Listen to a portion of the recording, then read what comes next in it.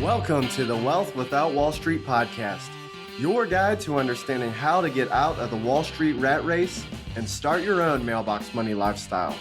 Now, don't let these handsome Southern draws fool you. These financial minds are teaching our country to enhance savings, increase cash flow, and create passive income, all without the help of Wall Street. Are you ready to break through? Now here are your hosts, Russ Morgan and Joey Murray. Welcome. This is the Wealth Without Wall Street podcast. Your host, Joey, the Italian Stallion Murray, joined as always by Russ, the Idea Guy Morgan. All right, Russ. So today's episode is all about mindset. At least that's what I gather from it. What do you think? Well, I think mindset, sure. When you're talking to someone who built a real estate portfolio of over $50 million and then lost it all, only to turn around and to regain it and to have one of the most prominent real estate podcasts going right now, I feel like that requires a lot of mindset. I mean, I don't know about you, but I feel like in the last several weeks, I know I would say mindset is important, but it just seems like it is just hitting me in the face right now. Like, I'll just say this. I'm going to put this out there. We're working with our business coach, and I shared this with you the other day. I feel like, man, we're going into uncharted waters right now. Like growing a business much bigger than you or me. And it's a little scary. Like I'm having to challenge myself right now and say, do I have the mindset to be who I need to be for the business to get to where it needs to go? Well, I think mindset is important no matter where you are. If you're starting a business or you're just trying to be a better steward of your money at home. Here's an example, Joey, of something.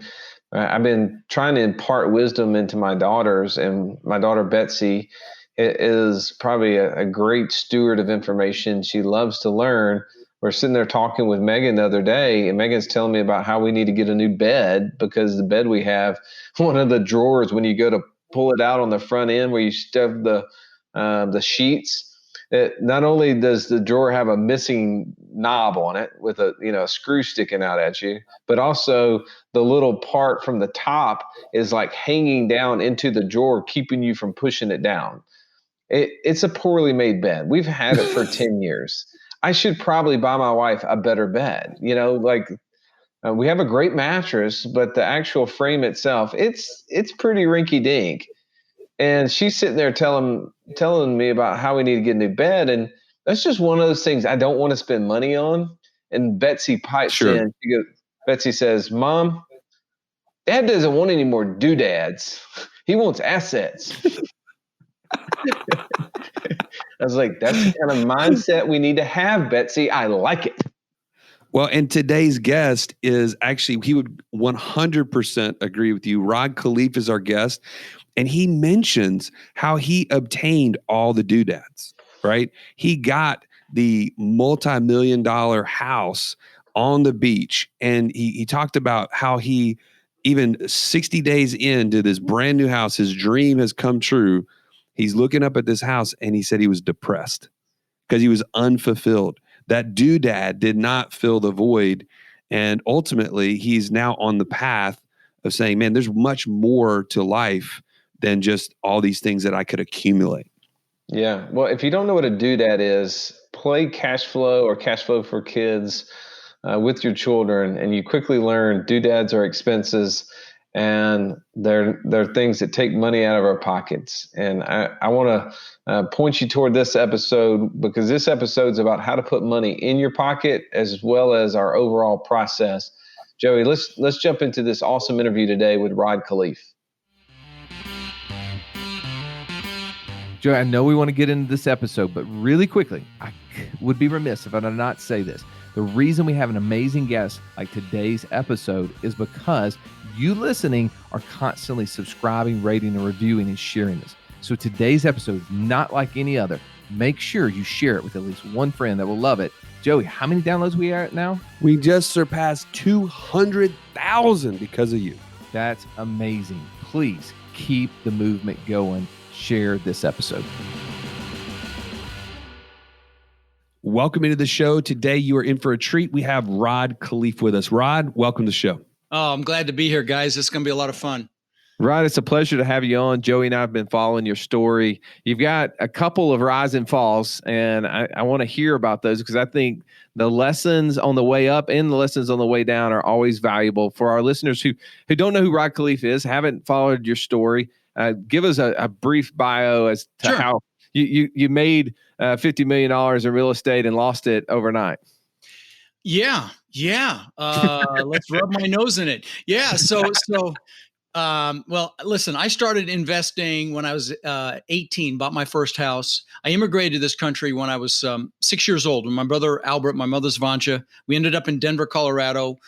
We really struggled. We didn't have much. So I remember I wore clothes from the Goodwill and the Salvation Army all the way through junior high school till I lied about my age, got a job at Burger King, and I could buy my own clothes. But, one thing was my mom was an entrepreneur. And how I got into real estate was she babysat kids, and she used her babysitting money to buy the house across the street from us when I was 14 for about $30,000. And when I was 17, she told me she'd made $20,000 in her sleep. And I'm like, what? Screw college. I'm doing real estate. So I got my real estate broker's license, and I was going to be rich selling other people's houses. Well, my first year I made about $8,000. My second year about $10,000. By my third year I made over $100,000. And the reason being is I met a guy that taught me about mindset and psychology and the importance of your mindset, psychology, and success. Like most of your listeners already know that 80 to 90% of your success really is your mindset. And fast forward to today, I've owned a couple thousand houses. I've owned multiple apartment complexes. In 2006, my net worth went up $17 million while I slept. But there's a punchline. And, I thought I was a absolute real estate god for a while. I did the math. It's $8,300 an hour over a 40-hour work week. And I got a head so big, I could barely fit it through the door. And so 08 is the punchline. In 08, I lost $50 million. Like you said, I lost that 17 million and a lot more. And so, and I'm back now. I mean, we bought 1,400 units in the last, with our students in the last 18 months. We are actively looking at a lot of deals. We just lost out on a 400 plus unit deal in Dallas. Really sick about that one, but we're actively buying, happy to talk about the mechanics of why it failed, and answer any questions you have about, why it happened and why I love multifamily, because it ties into the story. Well, let's talk about the rise. Let's talk about the things that you did right you've done it right twice, but I think, just keep in chronological order. Let's talk about the things that were going well for you. You mentioned making $17 million one year. I mean, there's a lot of people out there that was like, if I had a lifetime of making $17 million, that'd be a success. So what were some of those things that were going so well for you that had that kind of, catastrophic rise? Sure. I'm an expert at systems. I'm not great at a lot of things, but I'm great at systems. And any business is nothing but people and systems. And so, I was able to buy hundreds of houses with a very small team from individual owners and fix them up and lease them out and manage them because I was good at creating systems. And so, I think to dumb it down to some of the most important pieces of why I've been able to have 50 million to lose in the first place, and then to get back to the success that I enjoy today. I will tell you, the bottom line, the number one thing is knowing exactly what I wanted and why I wanted it. And so, it is mindset and psychology, but it was, in my case, initially, it was kind of a surprise that more people weren't doing what I was doing. Because when I first got started in Denver, I bought 500 houses in Denver, and I would love to have those now because they'd be free and clear. And and wait for it, I'd be netting $500,000 a month right now. But you know what? It's okay. I wouldn't have met my wife, and I wouldn't give her up for anything. So it's all good. But the point is, and that's truth. But I didn't know what I didn't know. So, the bottom line was I just took massive action. Did I make lots of mistakes? At my live events, I have this phrase that I say, ask me how I know. And anytime I screwed something up, it's like, ask me how I know. And I even got t-shirts now that I sell that say, ask me how I know. So, it was, I'm the fire ready aim guy. Okay. And I'll fire a few times before I think about aiming. Okay. So luckily now, I've got a partner that's a CPA. He's done $1.5 billion worth of commercial real estate. He's an analytical guy. I can lock him in a room with a spreadsheet and throw raw meat in once in a while, and he's happy. And so we make a good team, And so but back then it was all me. And so I made every possible mistake you can possibly make, but I took massive freaking action. And I'll tell you, the bottom line is the mindset and the psychology, but the underlying foundation of that is you have to love it. And I freaking love real estate. I mean, I love it.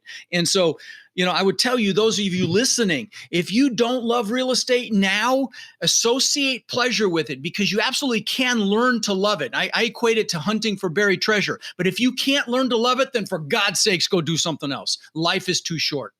But hey, so Rod, I want to back you up just 1 second. Sure. You mentioned that the key to your success was knowing what you wanted. And I can't imagine anybody starting out on the path of passive income that we are talking about on Wealth Without Wall Street without clarity. That's like our number one first step. And you'd be surprised, maybe you're not surprised, Rob, but every time we have somebody join the community, that's one of the first things we ask is, what would you be doing and where would you be if you were financially free? Yeah. And it's shocking. I don't feel like people understand what they really want. So what was it for you that you wanted to have happen that really kind of fueled the whole thing? I wanted a lot. And clarity is power, Joey. It's how are you ever going to get what you want if you don't know what the heck it is?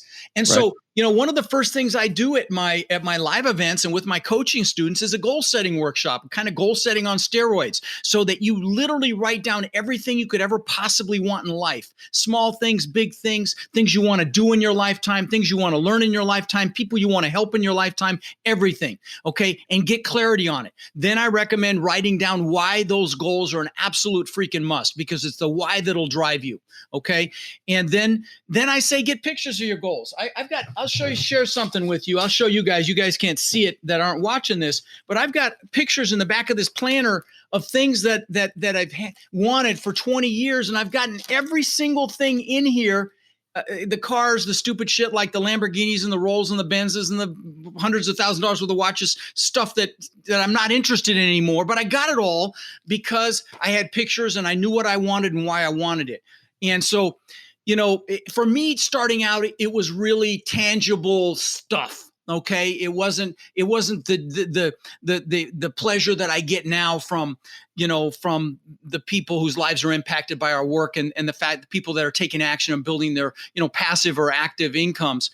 And so, that's my why now.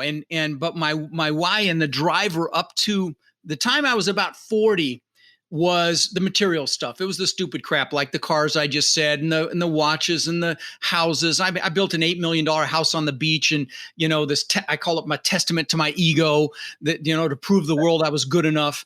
And I had an epiphany actually 2 months after I built it. I'm floating in the pool at night looking up at this giant house, and again I did it to prove the world I was good enough. And I got really depressed. I'd worked for this thing for 20 years. 2 months after I moved in, I got depressed. And I realized that it's not about the goals. It's about continual progress and growth. It's like the good book says, without a vision, the people perish. And I had no vision for the future. Also, though, I was successful, but I was unfulfilled. And so that's the year I went and saw Tony Robbins, found out he fed families for the holidays. And I came back and decided to start feeding families. And we fed 80,000 children over the last 20 years. So that was my why for a while. Then in the last 3 years, I started doing, I started my podcast. I told you guys we're about to break 9 million downloads, and it's just mind blowing. And now I've got hundreds of coaching students. I did do sold out live events. Now there's, live stream events, but with thousands and thousands of people. And that's the why. That's the driver. So Rod, let me ask you this. Why do you feel like most people have the hardest time with clarity and knowing what they want? Because they don't stop and take the time to really think about it. They don't sit down and take an hour to write out their goals, which is why I force it in the first part of my event. And I'll get those people when I'm live. They're sitting there cross-armed like this, and they're like, "Oh, I don't need to do this." But eventually, I get them, and they start writing stuff down because you need to really get it out of your head. So many of your listeners, I will tell you, as passive investors, I would guess that many of them are super analytical. Okay, you get a lot of analytical people. I'm guessing here, but in a financial environment, many of them are analytical and they can't get out of their own heads. But you've got to get it out of your head, get it on paper, be clear about it. Go on Google and look for pictures that resonate with you, associated with what you want. Then when you see them, you're like, man, that feels good, and get them around you. I could show you in my office here pictures of the things that I want. You can see behind me the thank you cards from hundreds of people that have been impacted. But I've got pictures. Well, you can see I want a yacht. I took my wife to the Amalfi Coast in Italy, and we saw all these yachts, and it was the most amazing thing ever. And I'm like, babe, we are going to rent or buy a yacht and go around the Horn of Italy and do Greece, Croatia, and all that stuff. And I even went to the Miami Yacht Show in February. Spent $200,000, which I wish I had back now because the world changed like 2 weeks later, But I BS my way onto these 150-foot yachts and said, "Hey, I'm interested." And I sat in the captain's chair and I visualized owning the yacht. Why? Because it works. This stuff actually works. And people ask my kids, "Does he really do this stuff?" Because they come to my live events and they're like, "Yeah, he does the affirmations and he yells all that stuff out loud and all that." But the proof is in the pudding. So. Today's content is so awesome, man. I just wanted to make sure you knew that there's access to the Q&A from today's episode at wealthwithoutwallstreet.com/community. Yeah, you need to be a part of this movement if these are the types of things you want to learn about and be surrounded by over 3,000 other people on the same journey. Let's get back to the episode. Your mindset, as you said before, represents 80 to 90% of your success. And yes. our process, Rod, and our listeners have heard us say this tons and tons of times. There's 4 steps. First step is clarity. Yep. And what we have done in the first 10 minutes of this thing is talk about how important clarity is. Yes. All right, so let's move on to step 2, which is control. Because I want to go back to this point, which was you were creating passive income and you had money coming to you. Yes. But obviously I know the market crashed in 2008. That's the reason we're on this podcast with you, is because we were going in a completely different direction. The market changed the way that we looked at money, the way our businesses operated, and we completely twisted. But I want to talk about, obviously most people are trying to seek income. They're trying to get money coming to them. You had money coming to you from 800 different single family properties. What went wrong? Why? Sure. What happened there? Sure. So here's the problem. Okay. I live in Florida. These houses were along the Gulf Coast of Florida. First of all, Florida has no state income tax. Okay. So their property taxes are higher proportionally. Some of these properties were in wind and flood zones. Both those things impact cash flow. But here's what killed me. I had houses 2 hours north and 2 hours south and everywhere in between. And so the logistics are one of the biggest things that killed me. And I had multiple apartment complexes back then too. So I had 800 houses that I rented long-term, and I had apartment complexes. If I sent a maintenance guy to one of my apartment complexes, everything's the same. The appliance parts are the same, the plumbing parts, the electrical parts, the locks, everything's the same. HVAC, it's all the same. So we could stockpile parts. So I send someone to one of my apartment complexes, they're in and out in an hour if they're fixing something. If I had to send them to a house and it was an hour away, they'd have to get to the house, see what's wrong, find a Home Depot or a Lowe's where we have an account, drive there, that could be another hour. And then I don't know if you've ever fixed anything. You invariably go more than once to the hardware store because you get in, you realize you need something else. Well, maintenance men are no different. And it takes all freaking day to do something that takes an hour at an apartment complex. So that killed me because I had a lot of C-class assets, which are high maintenance properties. But the coup de grace was the fact that my demographic, my residents were primarily contractors. I don't know how it worked out, but I had tons of painters and drywallers, electricians, plumbers, roofers, and that fell off a freaking cliff in 08 and 09. And they didn't have work. And so it was just, and then the last straw for me was But here's what'll kill you guys. I was at a 30% loan to value in 2007. Wow. Yes. And I went upside down. I actually, the portfolio went upside down. So it dropped more than 70%. And that's when I said, screw it, I'm done. And it was the hardest thing I ever did. I had perfect credit. I had the Amex Black Card. I still have that, but my limit isn't what it was. I was putting a couple hundred a month on there. But the point is, and I would still have, but here's the reason I started my podcast. 2 reasons. One, to raise money for deals, because I hate asking for money. But the other reason was to explain that while all that was happening, my apartments were doing just fine. Yeah, they pulled back, but they would have survived. Now, am I anti-single family? No. I am anti-single family in the way that I did it. I was greedy. I had 800 houses spread out over a big geographic area, unmanageable. If you have a handful of houses together, fine. No problem. But I would encourage you not to do that, because it's the same amount of work to buy a house as it is to buy a 10 unit. And why not get scale? And frankly, you can't ramp the value in a house like you can in multifamily. You can't accelerate the value, which is why I love commercial multifamily. I mean, we bought an asset, for an example, 100 units in Beaver Creek, Ohio, and 101 units. And it's kind of an interesting story. It actually got destroyed by a tornado last year, completely destroyed. All 101 families had to move. But we're able to raise the rents there $600 to $650 per unit. Now, to give you an idea of the ramification of that, let's just use 500 for an example. A $500 rent increase on 100 units is about a $10 million increase in value. Okay, so that's why we love this multifamily business in the commercial side of things. Commercial multifamily, anything over 5 units is commercial, 2 to 4 units is residential multifamily. And with residential, you're limited in value appreciation or acceleration through comparable sales, where in commercial it's based on NOI, net operating income. So. Well, let's jump into that, because I, looking through some of your stuff, I saw a challenge that you had and that you've given out, and I know you have different academies, and I want to highlight this, Joey, because Rod's going to be coming back for a Q&A next week, but also there's a live event coming up, and I want you to talk about that in a little bit. But we're basically creating a link for you, Rod, so that our listeners can go really easy to it. So it's wealthwithoutwallstreet.com/Rod, R-O-D. I don't want to make them try to spell your last name. That was tough for me and Joey as we were trying to email you.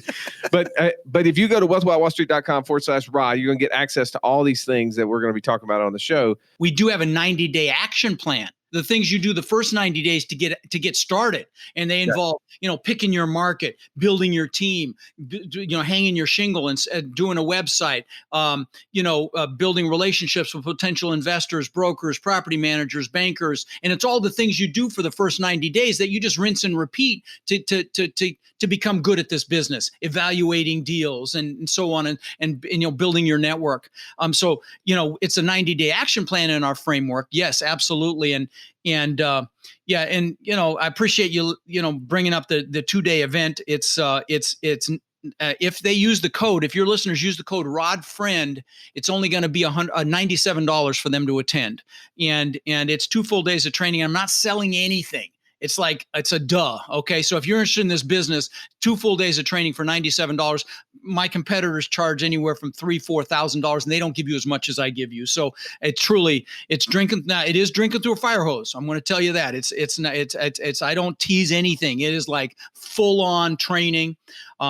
And I haven't had one single negative comment. Now, knock on wood, because sure as hell now I will. But I have literally had thousands of people rave about it, and so I appreciate you.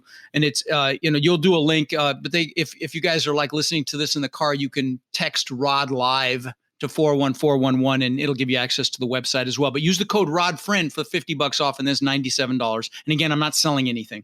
So let's talk about how do we, obviously multifamily, and I apologize. My wife tells me all the time I don't pay attention. I don't listen very much either. So the thing I want to try to figure out is how do I do multifamily? Because if that is the successful key, because what you said totally makes sense, is that if you can systematize and make everything very similar, and we do that inside of, we do a lot of short-term rental, and we do the same exact thing. We put the same exact stuff in every one of them because we want to simplify that process. I totally get it. Help us understand, how does someone take action to move from single family toward apartment buildings? Well, I mean, listen, you have to educate yourself. Bottom line, whether it's with me or someone else, you have to know, it's different. And I will tell you the biggest difference is it's not a solo sport. It's a team sport. And so you're going to buy your assets with a team. And that's the beautiful thing about it, honestly, because, if you're buying a $10 million property, you're going to have a net worth equal to the loan amount. You're going to have post-closing liquidity equal to 10% of the loan amount, that in the bank. But it's the team's liquidity. It's the team's net worth. It's the team's experience. And that's the beautiful thing about this business. Everybody starts, typically in a partnership with someone else. And we've created this ecosystem where you can meet people and connect with people that have hundreds or thousands of units and do your first deal or two. That's the way everybody starts. And it's called using a sponsor. And the other beautiful thing about it, when you're putting your team together, if you're aligned with someone that's got some units, you can say, we own 300 units or we own 1,000 units, and use the we word to get instant credibility. And this is how everybody does it. Okay. And then once you've got a couple deals, you want to do them yourself, you can, but this business is really about team. And some of the best teams I've ever seen are an analytical person with an outgoing person. And I interviewed these three kids on my podcast. They're all in their 20s and they have, I think, somewhere between $70 and $80 million worth of assets between them. And each one of those guys was that combination, analytical with outgoing. But that's the multifamily game. It's a team sport. Unless of course, you're going to do it a smaller property. Yes, you can do some 10s and 20s by yourself. But if you get larger and you want to do bigger deals, you're going to have to put a team together. So I want to bring back to after the crash. Okay. And you're having to rebuild. Number one, you already know what to do because you've done it before. That's a huge value. Everybody knows that you've got the education, but were you able to rebuild by JVing or partnering with other people on the way up? Because I can imagine you had to bankrupt some things, give things back. You probably weren't. I didn't bankrupt, but I definitely had my credit damaged, and definitely partnered with other people. And, I had to go through a rebuilding phase. I mean, it was 10 years later that I started buying again. Please know, I crashed in 08 and 9, started buying again, 2.5-3 years ago. So, gotcha. Okay. And yeah, I mean, it sucked. I had perfect credit, and it was no fun, but you know what? Here's the thing though. You might be listening going, oh, see, that's why I'm afraid of failure. But I'm going to tell you, my friend, you that's got that mindset, fear regret much more than failure. We fail our way to success. Now, I've built, besides the real estate, I've built 24 businesses, and I don't call them failures. I call them seminars, because they're only a failure. You don't get back up or you don't learn the lesson. But I've had 24 businesses. Several have been worth tens of millions of dollars. Most have been spectacular flaming seminars. Okay. And so that we fail our way to success. So don't fear the failure, guys. Those of you listening, fear regret, fear being in the same place a year from now that you are right now, fear missing out on the incredible opportunity that's coming. Because if you think we're not going to have some distressed assets coming up here next year with what's going on in this economy, you're naive. There are going to be some incredible deals, but you got to know this business to be able to capitalize on them. Well, you're exactly right. We can't fear failure because, Joey, do you know how many businesses that started in the S&P 500 in its origination are still in existence today? I don't think it's very many. One. No kidding. Wow. I didn't know that. Yeah. GE is the only S&P 500 original out of the original 500 business still in existence. So that tells you that every business has a life expectancy. It will end at some point, right? And we know that. So whether it is in a short time in our lifetime or longer, we don't know the answer to that. But don't fear failure, fear regret. I love what you're saying there. You said something too. I'm kind of going back to our step 3, Joe. We talk about creating a course, picking your path. The first step, which this goes in line with exactly what you just talked about. The first step in our picking our path, helping people figure out what they should be focused on to create passive income, has them go through and take a financial disc analysis, the personality test. We call it their investor DNA. And through that, they do find out if they're that analytical, if they're the outgoing personality. And that's the beauty of our community, is that they can match up with one another and take their skill sets and their networks and partner with someone else to get to where they're going. Because I think that's what you're saying is that we don't have to have it all. And be honest, when you said you were sitting in that pool, were you sitting in that pool with hundreds of other people, or were you by yourself when you realized, man, you were depressed? No, I was by myself, and I'll tell you that you are going to get much further faster playing to your strengths than trying to build your weaknesses. If you align with someone that complements your weaknesses, success is inevitable. Period. And that's because if you're working inside of where your strengths are, it's something that you love and you're passionate about and you're good at, and you focus on that and someone else focuses on the other pieces, forget it. Game over. It's done. Yeah, so, that's why Joey and I go everywhere together. People think we're like twin brothers, except one of us is better looking than the other one. But they're like, you guys are never apart. You guys are constantly together, and it's because we complement each other and critique each other very well. I was going to say we critique each other. The compliment is every once in a while. Rod, this was amazing. I know we got so much more content we could go through, and I want to do a Q&A to go deeper because people are going to ask you some of these questions. I want to definitely highlight the October 17th and 18th event. Talk a little bit deeper. You mentioned, obviously, there's going to be lots of speakers. This is a 3-day. No. This is me training for 2 days. This is not a bunch of speakers talking about all kinds of crap. This is me training every aspect of this business, finding deals, building your team, picking your area, what to look for in an area. How do you do your due diligence? How do you finance the deal? How do you raise the equity? How do you do a syndication? How do you do a joint venture? How do you manage the property? And on and on and on. And yes, I have panels where you can ask questions. It's incredible. I've got an incredible ecosystem. There's we're going to do some networking online as well as part of this because it's a team sport, and so it's just a phenomenal deal. It's so much over delivery for the amount of money you're paying. It's beyond belief, frankly. And like I said, you can text Rod Live to 41411 or go to his link, go to your link there. And use the word Rod Friend, one word, to get $50 off, and it gets it down to $97. And I'm not selling anything.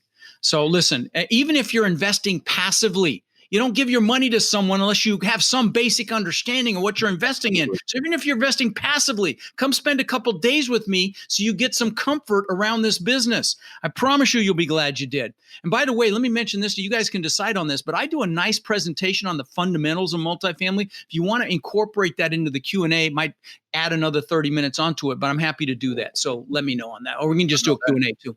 That sounds like a great addition to the Q&A. Yeah.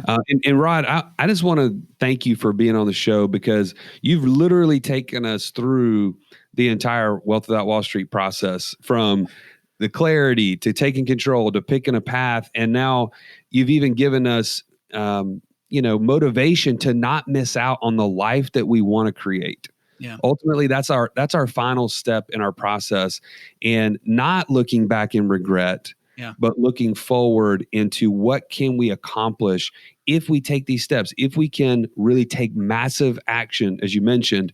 And now you've even given us specifically some steps to learn and be educated, so we're not doing this on a whim or anything like that. Thank you so much for being a part of the show and bringing so much value. We're looking forward to the Q&A. Likewise. And we're so grateful to have you today. Oh, it was a lot of fun, guys. Thanks. Appreciate you. All right, Rod. We look forward to visiting with you next week. Sounds good. We'll see you then. This has been the Wealth Without Wall Street podcast. Don't forget to subscribe to the show to break free of the Wall Street mindset and begin building wealth on your own terms in places you understand, so that your wealth will never run dry. See you next episode.